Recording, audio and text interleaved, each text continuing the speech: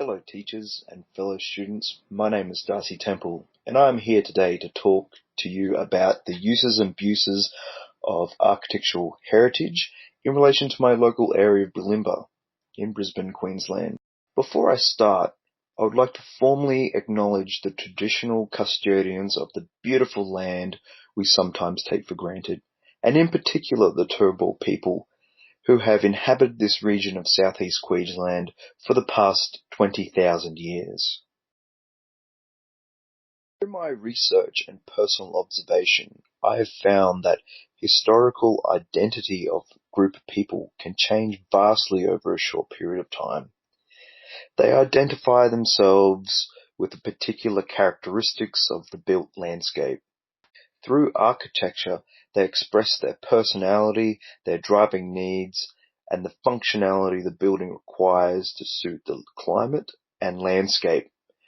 Within my suburb, I have witnessed the small population expand, diversify, and even replaced as more affluent young persons are attracted to the suburb because of its locality to the city, as well as the fine dining and the expensive boutiques they can frequent.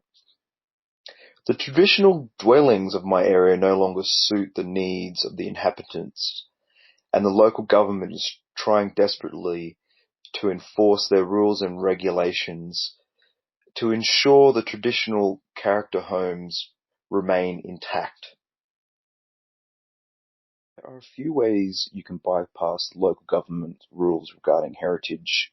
They are expensive and can take a long time to achieve.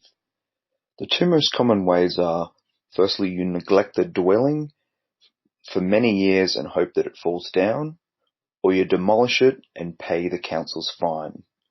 The former of the two is more upsetting because it leaves the built landscape scarred with decay and a hazard to the neighbouring buildings.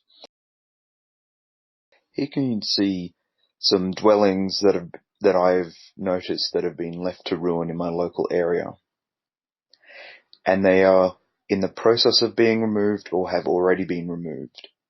This is wiping the uniform identity that the local council has set out to protect.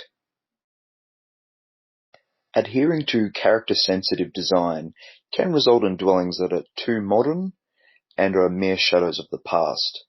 The inhabitants have different needs and desires, and the combination of these two opposing design typologies present a hybrid bastardization. The new dwelling skew the interpretation of heritage and are misleading representations of past identity. The resources and efforts in attempting to alter the existing dwelling would be better used in creating a more uniform and sustainable design solution. Here is an example of an existing dwelling that has been completely skinned back to the bare bones and altered beyond recognition.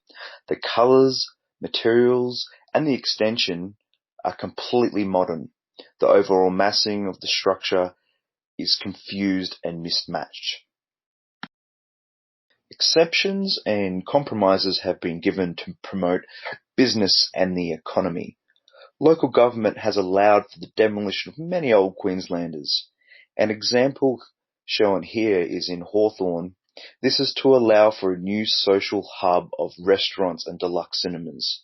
These changes reflect and support the modern identity of the inhabitants in the locality. However, the development could be better utilized regarding the uniform design, use of space, practicality and orientation. The existing dwelling has been swallowed up by the precast concrete, steel facades, and extensive use of glass. The traditional dwelling that has been saved now acts as an eyesore and corrupts the building as a whole. This is a clear abuse of architectural heritage. The question I want to put forward to you, my classmates, is, when referring to residential heritage, do you think it is just another level of money making from the local government, or is it a valuable asset we need to keep to try and uniform our identity? I'd love to hear your insights into this discussion. Thank you for listening.